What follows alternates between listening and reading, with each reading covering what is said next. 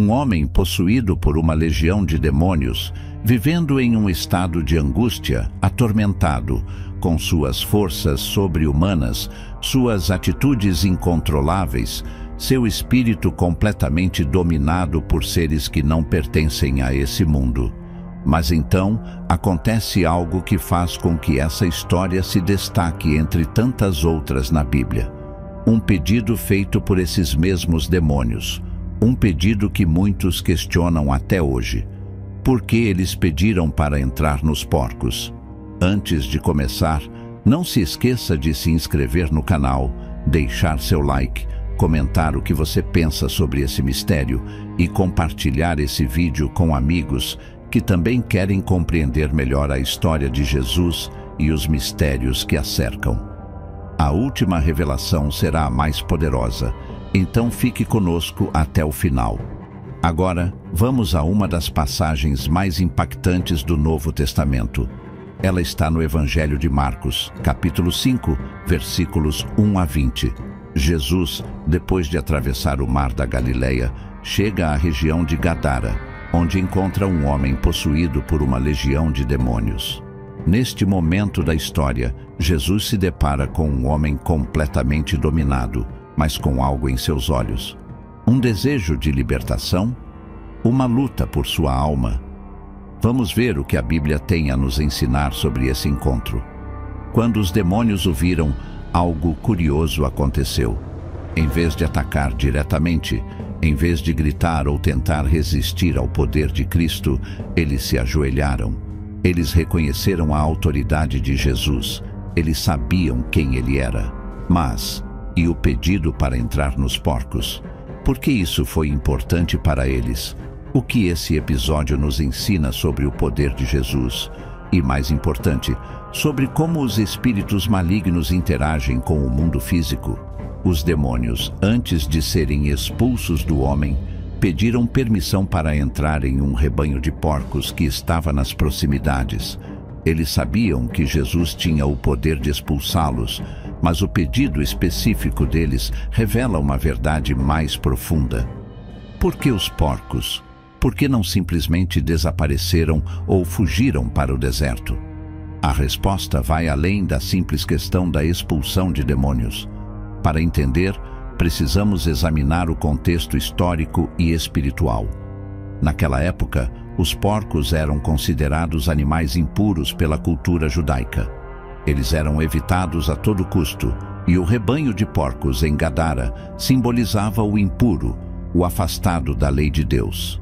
Os demônios, ao pedirem para entrar nos porcos, estavam não apenas tentando escapar, mas também zombando da pureza de Deus e do seu poder sobre toda a criação. Após Jesus permitir que os demônios entrassem nos porcos, algo surpreendente aconteceu. O rebanho de porcos, tomado pela possessão demoníaca, imediatamente se lançou em uma correria descontrolada, precipitando-se pelo penhasco para dentro do mar. Eles se afogaram, e a cena que se seguiu foi uma grande revelação do poder de Cristo. Isso não era apenas uma demonstração de força, era uma mensagem profunda para todos que estavam ali. Você já parou para pensar no que essa cena representa? O que significam os porcos correndo descontroladamente para o mar e morrendo ali? Há algo mais por trás desse ato. Os porcos, como mencionei, eram considerados impuros para os judeus. Quando os demônios entraram neles, o mal se manifestou de forma visível e destrutiva. Essa destruição é um reflexo daquilo que o pecado e as forças do mal sempre buscam fazer em nossas vidas: levar-nos ao caos, à autodestruição. Porém, há uma lição poderosa aqui. O que vemos é que, embora os demônios tenham encontrado uma forma de escapar do comando de Jesus, o mal foi expulso da vida do homem de uma maneira que ninguém poderia contestar. Eles se lançaram ao mar, um simbolismo profundo de como o pecado e o mal acabam sendo destruídos pelo poder divino. Nada pode resistir ao poder de Cristo.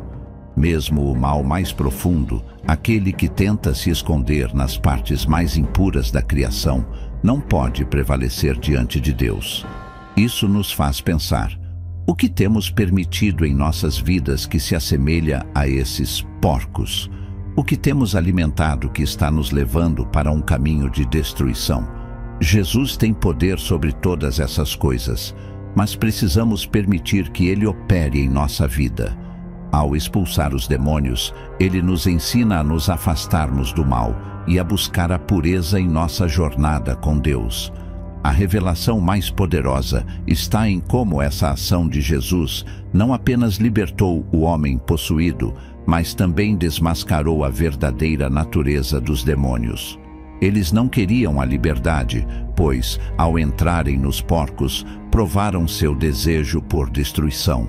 Eles estavam cientes de que o mal que causam não tem valor eterno. Ao ser despejado dos porcos, o mal não encontrou morada.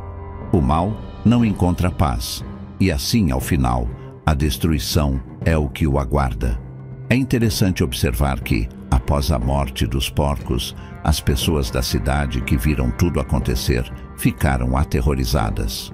Eles estavam mais preocupados com a perda do rebanho de porcos do que com o fato de que um homem, que havia sido um dos mais aterrorizantes da região, agora estava livre. O que isso diz sobre a nossa natureza humana? Muitas vezes, ficamos mais preocupados com as coisas materiais, com o que é visível, do que com o que é realmente importante: a libertação da alma. E quando Jesus trouxe essa libertação, Ele não fez isso de maneira invisível. Ele não fez isso em segredo. Ele demonstrou de forma clara que tem o controle total sobre até mesmo as forças do mal. Jesus não é só um bom mestre ou profeta. Ele é o Filho de Deus com autoridade divina. Ele age e age com poder. Quando o homem, que havia sido liberto, pediu para seguir Jesus, o Senhor lhe deu uma missão completamente diferente. Em vez de segui-lo, Jesus ordenou que ele voltasse para sua casa e contasse o que havia acontecido. Este é um exemplo claro de como Jesus trabalha na vida das pessoas. Ele não apenas nos liberta, Ele nos envia para testemunhar sua obra. A história desse homem seria um testemunho vivo do poder de Cristo. E esse é o convite que Ele faz a todos nós. Você está disposto a ser um testemunho vivo de sua obra? Em sua vida, de que maneira você pode ser a prova de que Jesus ainda liberta, ainda cura e ainda tem poder sobre todo o mal? Tudo isso nos leva a refletir sobre a natureza do pecado e da libertação. O que o mal busca em nossa vida, ele busca corromper, destruir e afastar-nos de Deus. Mas, quando Jesus entra em cena, tudo muda. Ele nos restaura, nos liberta e nos chama para uma vida de testemunho e transformação. Este é o ponto onde vemos o verdadeiro poder de Jesus. Ele não só expulsa os demônios, mas ele também nos dá uma missão. Cada pessoa liberta tem a responsabilidade de espalhar a boa nova da liberdade em Cristo. É importante observar que depois que Jesus expulsou os demônios e o homem foi liberto, ele estava completamente transformado. O que mais chama a atenção é que ele não apenas estava curado fisicamente, mas sua mente também estava restaurada. A Bíblia nos diz que ele estava sentado, vestido e em perfeito juízo, algo que nunca teria acontecido antes enquanto estava possuído. Para aqueles que o conheciam, isso foi um sinal inegável do poder de Deus. Jesus pode restaurar até mesmo a mente mais perturbada e quebrada. Quando alguém se encontra em um estado de angústia, como aquele homem, muitas vezes a solução não é apenas uma cura física, mas uma transformação completa do ser. Jesus entrou na vida dele, e a mudança foi visível. O que os outros viam não era mais um homem marcado por demônios, mas alguém restaurado pela graça divina. Outro ponto interessante é a reação das pessoas da cidade, que viram a transformação. Em vez de se alegrarem com o milagre, elas ficaram aterrorizadas e pediram que Jesus fosse embora. Isso é algo que também precisamos refletir. como a sociedade reage quando vemos a obra de Cristo em ação. Muitas vezes, o poder de Deus é tão grande, tão transformador, que ele pode ser assustador para aqueles que não compreendem completamente a natureza divina. Eles estavam mais preocupados com a perda material do rebanho de porcos do que com a salvação de uma alma. No entanto, aqui surge mais uma questão para refletirmos. Por que Jesus, ao expulsar os demônios, não ficou ali em Gadara para ensinar e fazer mais milagres? Ele poderia ter continuado a jornada, curando e pregando para mais pessoas. Mas, ao invés disso, ele enviou o homem curado de volta à sua casa, dizendo-lhe para contar o que havia acontecido. Essa ordem de Jesus não é apenas uma instrução, é uma missão. E é uma missão para todos nós. Quando somos libertos de algo, quando Jesus nos transforma, Ele não nos pede para ficar esperando, mas para ir e testemunhar. Essa missão é o que nos move a seguir a Cristo, a espalhar a boa nova de sua obra e a não guardar para nós a transformação que Ele operou em nossa vida. Esse chamado é para todos. Não importa onde você esteja ou o que você tenha vivido, Jesus tem um propósito para a sua vida. E parte desse propósito é ser um testemunho vivo de sua graça e poder. Você está disposto a compartilhar a sua história com os outros? Você está pronto para ser uma prova de que o poder de Cristo pode transformar qualquer vida? É interessante notar que, ao enviar o homem de volta para sua casa, Jesus não lhe disse para ir a um templo ou procurar um líder religioso. Ele disse: vá para sua casa e conte o que o Senhor fez por você. Essa é a verdadeira essência do Evangelho. Levar as boas novas não para um espaço religioso isolado, mas para onde as pessoas realmente estão, em suas casas, em seus trabalhos, em suas rotinas diárias. O Evangelho não é para ser guardado dentro das quatro paredes de uma igreja, é para ser espalhado por todo lugar. Essa missão de levar o testemunho de Cristo é nossa responsabilidade também. Não podemos deixar para depois. Cada dia é uma oportunidade de testemunhar a transformação de Cristo em nossas vidas. E não se engane, essa missão de espalhar a palavra de Deus é mais poderosa do que qualquer poder demoníaco. Ela carrega em si a autoridade de Cristo e a transformação que ela causa é infinita. O homem liberto, que antes vivia atormentado por legiões de demônios, agora estava pronto para testemunhar a graça de Deus. Ele foi enviado de volta à sua casa com uma missão clara: contar o que o Senhor havia feito por ele. Isso nos leva a uma última reflexão importante. Qual é o nosso papel no plano de Deus? Jesus não apenas liberta, mas nos comissiona para que sejamos seus mensageiros. Não importa quem somos ou de onde viemos, o propósito de Deus em nossas vidas é claro: ser luz no meio da escuridão e espalhar sua palavra por onde quer que formos. Mas, para que esse propósito se concretize, precisamos entender que a transformação que ocorre quando encontramos Cristo não é um fim em si mesma. Ela é o começo de algo maior. O homem que foi liberto de Gadara não ficou em silêncio. Ele foi para casa e compartilhou com todos sobre a sua transformação. Ele se tornou um testemunho vivo da graça de Deus. Você já se perguntou por que Deus escolhe usá-lo como um instrumento de seu propósito? Cada um de nós, assim como aquele homem, foi resgatado para algo muito maior. E isso é um convite de Jesus para que façamos parte de sua obra. Ele nos chama não apenas para ser curados, mas para ser agentes de cura para o mundo. Cada um de nós, com nossas histórias de vida, se torna uma prova viva de que nada é impossível para Deus. Ao longo do Evangelho, vemos como os discípulos e seguidores de Jesus foram chamados a ser testemunhas de sua obra. Mas essa missão não se limita àqueles que estavam fisicamente próximos de Jesus.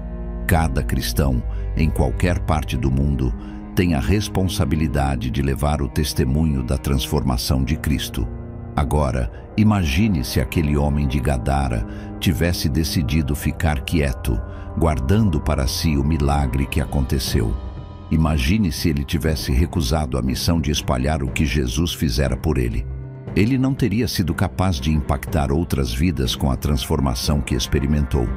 Essa missão que Jesus lhe deu é a mesma que ele nos dá: compartilhar com outros o que ele fez em nossa vida. Cada pessoa é um reflexo do amor de Deus, e esse amor é para ser compartilhado. A última revelação que Jesus nos ensina através dessa história é sobre o seu poder absoluto sobre o mal. Mesmo os demônios, na sua tentativa de resistir ao comando de Cristo, não puderam evitar o destino que Jesus lhes impôs. Eles foram expulsos e a restauração do homem foi completa. Essa é a realidade de como Deus age em nossas vidas. Ele restaura o que foi perdido, e nenhum poder, por mais maligno que seja, pode resistir ao seu comando. O mal, embora pareça forte, não tem a última palavra. Cristo tem a autoridade final. Esse poder não é algo que possamos subestimar. Quando Cristo age em nossas vidas, Ele transforma nossa realidade de tal forma que até o mal se vê obrigado a ceder diante de sua autoridade. O exemplo da história de Gadara nos mostra isso com clareza. Não importa o quanto você esteja perdido ou marcado pelo sofrimento. Jesus tem o poder de restaurar tudo, de dar sentido à sua vida. Agora, como você se sente ao saber que, assim como aquele homem, você também tem uma missão? Você também tem o poder de transformar vidas, de ser a prova viva de que o amor de Cristo é real e acessível. Ele não nos chamou para ficarmos em silêncio, mas para levarmos o seu testemunho a todos que precisam ouvir. E talvez você esteja se perguntando, mas como começar? Às vezes, o simples ato de compartilhar o que Deus fez em nossa vida já é suficiente para transformar o coração de outra pessoa. Não é necessário ser um grande pregador ou um mestre da palavra. O que Jesus pede é sinceridade, fé e disposição para ser um testemunho vivo de sua obra. O poder de Deus pode ser visível em nossas ações, nas nossas palavras e no nosso exemplo de vida. Por isso, não espere mais. A história de Gadara é uma grande lição para todos nós. Ela nos ensina que, assim como Jesus libertou aquele homem, Ele também nos liberta e nos dá um propósito. Ele não quer que permaneçamos parados, mas que sejamos instrumentos de sua vontade no mundo. Você está disposto a ser essa luz? Você está disposto a viver de acordo com a missão que Ele te deu? O que você fará com a liberdade que Cristo te deu? Não permita que a transformação que Ele iniciou em sua vida fique escondida. Seja um testemunho, compartilhe a boa nova e viva o propósito de Deus.